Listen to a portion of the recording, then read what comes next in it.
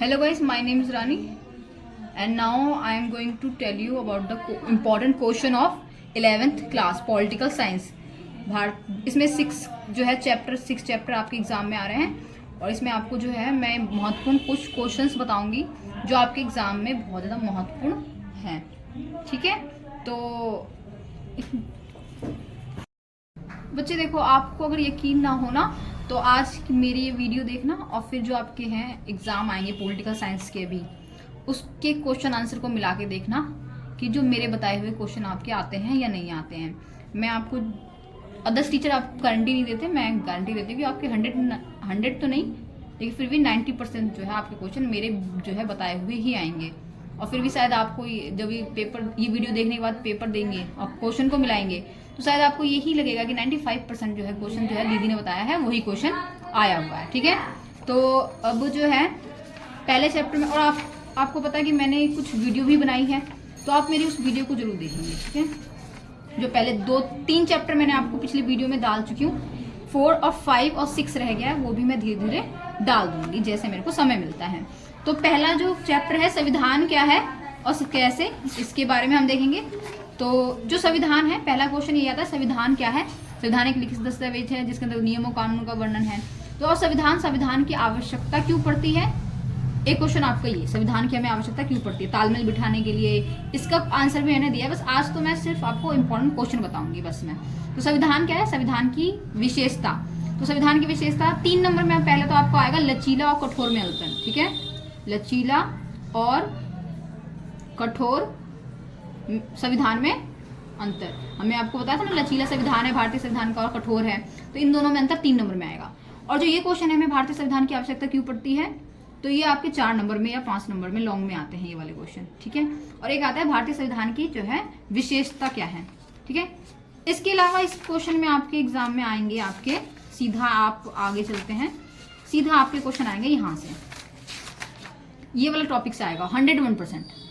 हस्ताक्षर करा सकते हो आप मुझसे यहाँ से, चाहे लड़कियों में आए चाहे आप बॉयज में आए। ठीक है, आपके आएंगे जरूर कि जो भारतीय संविधान को जो है उधार का थैला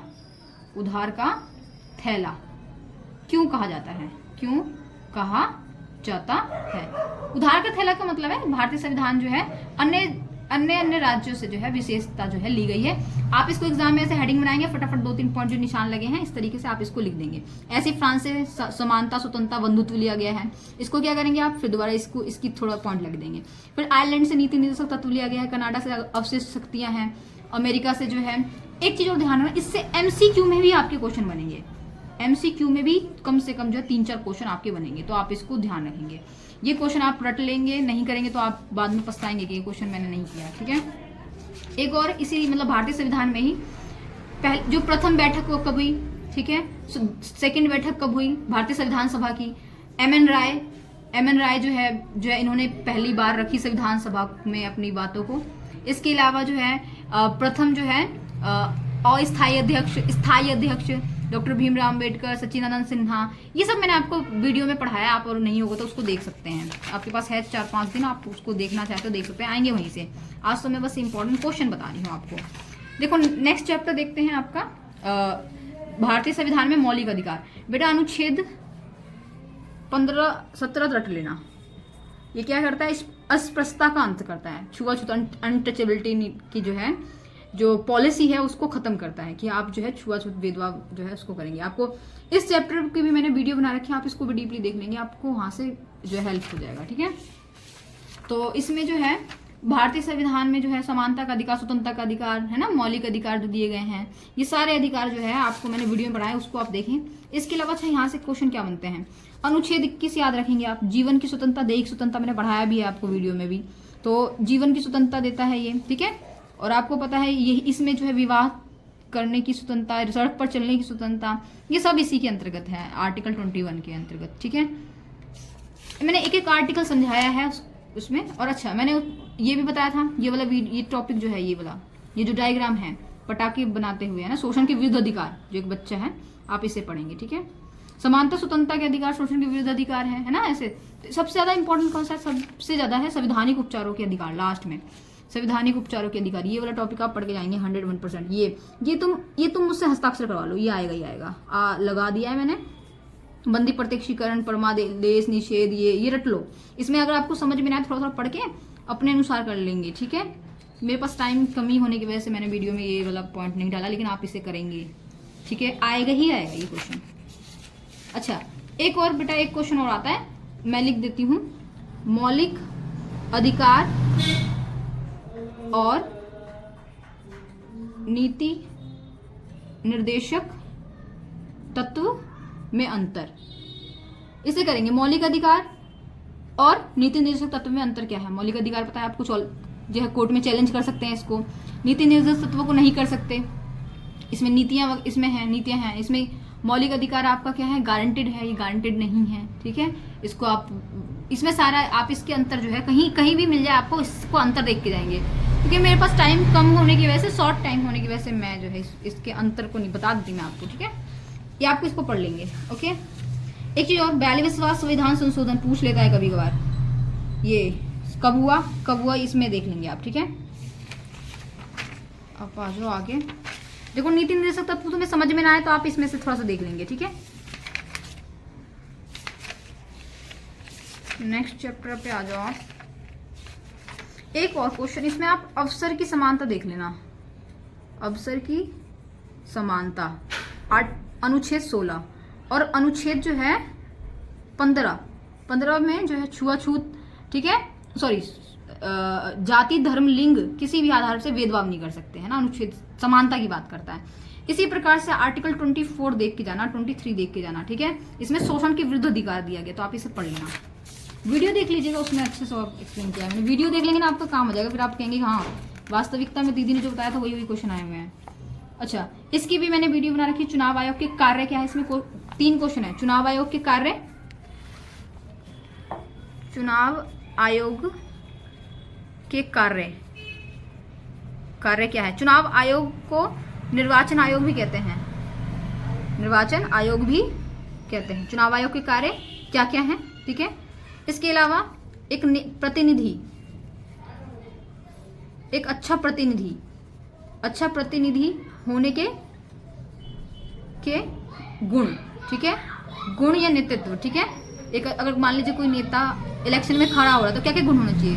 दिवालिया ना हो, भारत का नागरिक हो, 25 ईयर्स उसकी एज हो, है ना। ये सारा चीज आप इसको देखेंगे। एक क्वेश्चन और आता है कि भारतीय संविधान में, अभी आपको पता है ना, 1 नेशन 1 वोट की बात कर रहे हैं कि भारत में भी, कोर्ट में भी चल रहा है। तो यहाँ से भी क्वेश्चन आया कि भारतीय संविधान में जो है, संविधान में मतलब सुधार होने चाहिए क्या? चुनावी सुधार,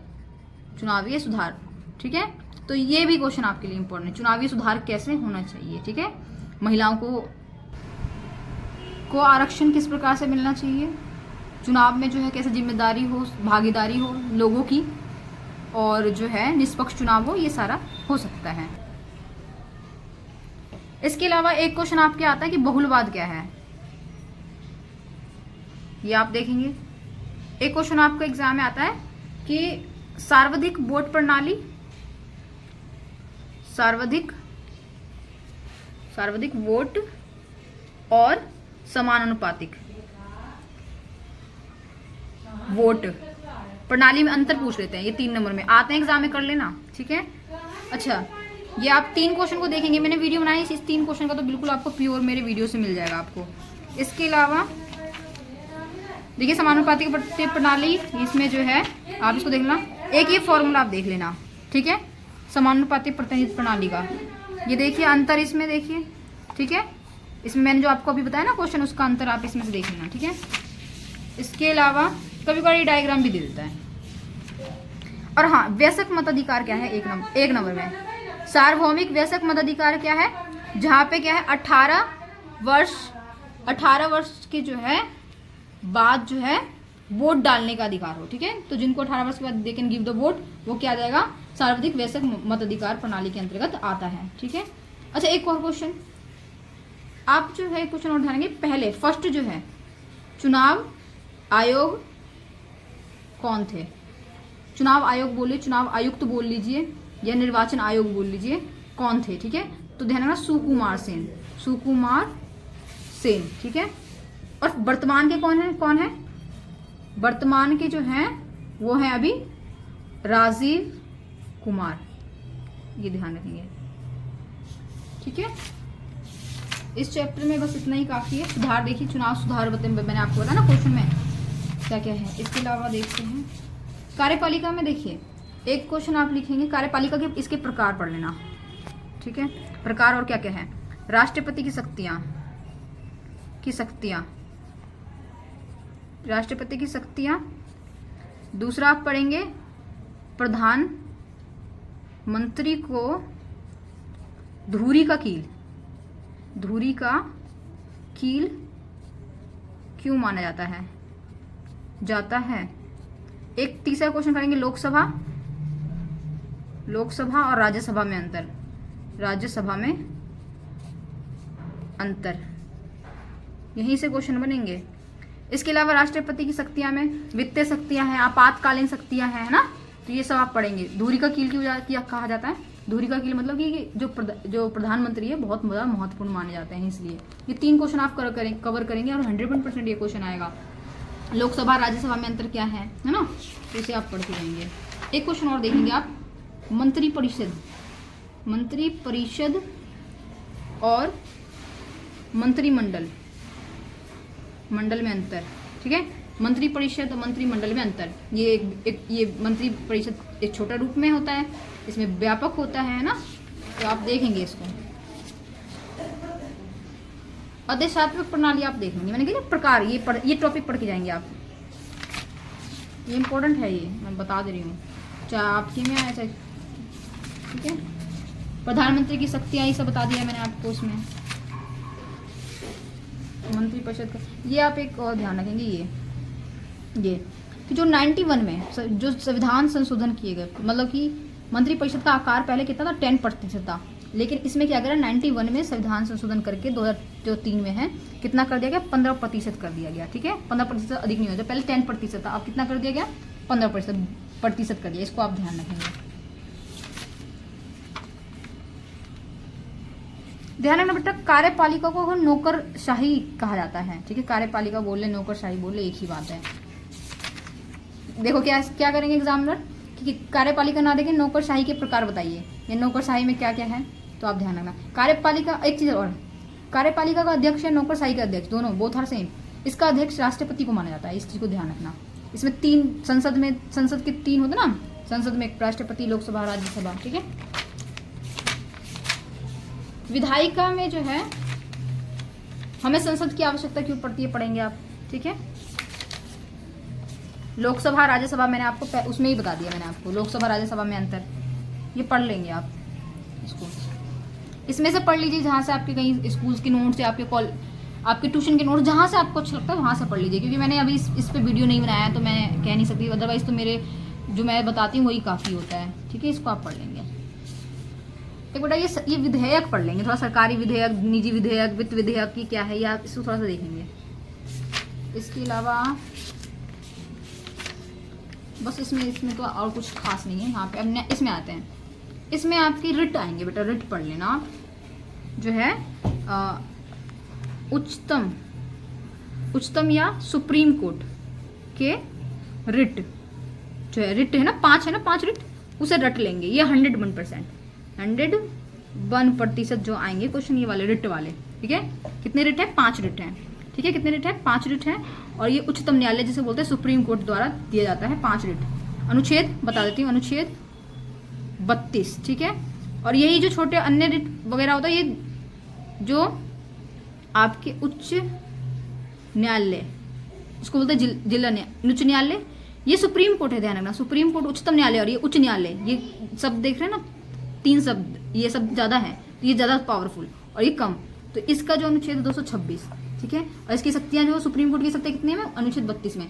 इसी को ही अम्बेडकर जी ने हृदय और आत्मा कहा, ध्यान रखना इसको, 32 को, अनुच्छेद 32 को। देखो ये वाला आप पढ़ेंगे आप, ये 100, ये जो मैं आपको बताई थी ना रिट, ये ना रिट, अपीली, सलाहकारी, आप इसे रट के जाएंगे इस वाले टॉपिक को। आप इसे अधीनस्थ न्यायालय, उच्च न्यायालय 3 है ना। एक चीज और ध्यान रखना, एग्जाम में अगर हो सके पॉसिबल हो तो बच्चे ट्रायंगल बना देना आप, ठीक है, ऐसे करके।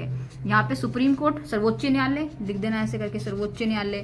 डायग्राम बनाएंगे तो आपको मार्क्स ज्यादा मिलता है। फिर आपका जो हाई कोर्ट मतलब कि उच्च न्यायालय, ये उच्चतम न्यायालय, उच्च न्यायालय, और ये जिला न्यायालय, अधीनस्थ न्यायालय। तो आप इसको भी कर लेंगे। रिट मैंने बताया ना, रिट क्षेत्राधिकार क्या है, इसे पढ़ेंगे आप। अपीला क्षेत्राधिकार ये इंपॉर्टेंट है, मैंने वही अभी जो बताया था पीछे क्वेश्चन में वो, ठीक है। एक ये आर्टिकल और देखेंगे थोड़ा सा, ठीक है। ये आप क्या कहता है इसका आर्टिकल, न्यायिक सक्रियता 1 नंबर में पूछ ले तो पूछ ले, अदरवाइज। अच्छा एक और क्वेश्चन, जनहित याचिका पूछ लेता। जनहित याचिका क्या है? जनहित याचिका मतलब कि आप आपको कोई भी पनिशमेंट मिला है और आप उससे संतुष्ट नहीं, आपने कोई क्राइम नहीं किया है, तो you can go in directly supreme court, ठीक है। तो ये जो है जनहित याचिका ये कहता है, ठीक है। क्या कहता है जनहित याचिका? कि जो है आपको कोई सजा दी गई है, आप अन्य हाई कोर्ट और यानी जिला अधीनस्थ न्यायालय से जो है आप खुश नहीं है, उसके फैसले से खुश नहीं है, तो आप क्या करेंगे, डायरेक्ट सुप्रीम कोर्ट जो है आर्टिकल अनुच्छेद 32 के तहत जो है जनहित याचिका दायर कर सकते हैं, जैसे, ठीक है। PIL बोलते हैं इसे, इंग्लिश में भी लिखा जाता है। इसके अलावा आपको ध्यान रखना एक केशवानंद मुद्दा, केशवानंद भारतीय मुद्दा पढ़ लेना, ठीक है। Thank you so much for watching this video. आपको एक जो है टॉपिक जो लगता है अगर कि इम्पोर्टेंट है आपके एग्जाम के पॉइंट ऑफ व्यू से, तो इसको लाइक एंड सब्सक्राइब करें। धन्यवाद।